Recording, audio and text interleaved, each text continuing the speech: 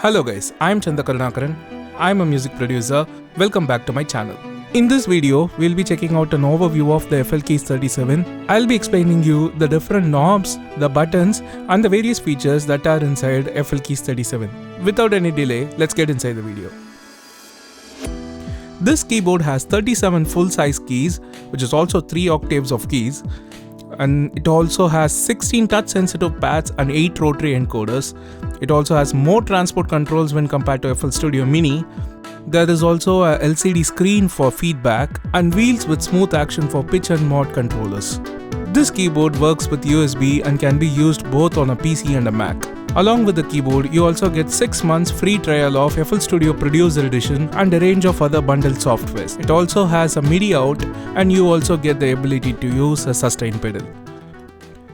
You can use the play, pause, stop and record buttons for transport controls.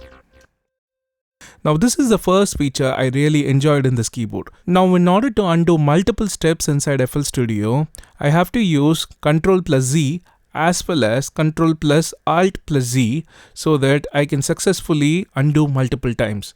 Now instead, I can use this keyboard and use the undo button to do the same. You also get a metronome toggle button and a handy Quantize button. So if you are recording MIDI inside FL Studio, you can get inside the piano roll and select the snap value and then press the Quantize button to quantize the selected notes. Now let's get to a feature that's unique and quite useful.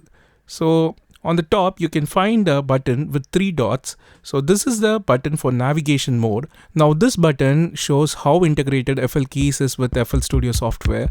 You can basically use the highlighted paths to browse the samples from the browser window. And once you select a sample, you can also load it inside the channel rack by using the green color pad, which is also similar to the enter key.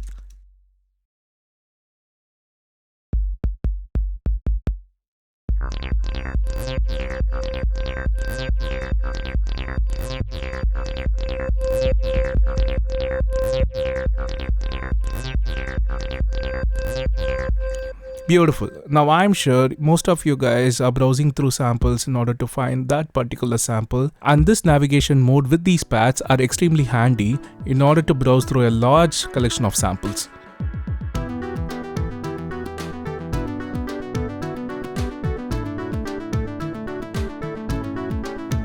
The LCD display on this keyboard is used to show the device status and also parameter values. Honestly, it is small and I have not looked at it that much. In conclusion, I have to say I really like this keyboard and I will work more with it and make the next video. Hope you guys enjoyed this video. If you find this information useful, definitely subscribe to my channel. More such videos on the way. Like this video, share it with your friends and definitely drop a comment. For now, bye.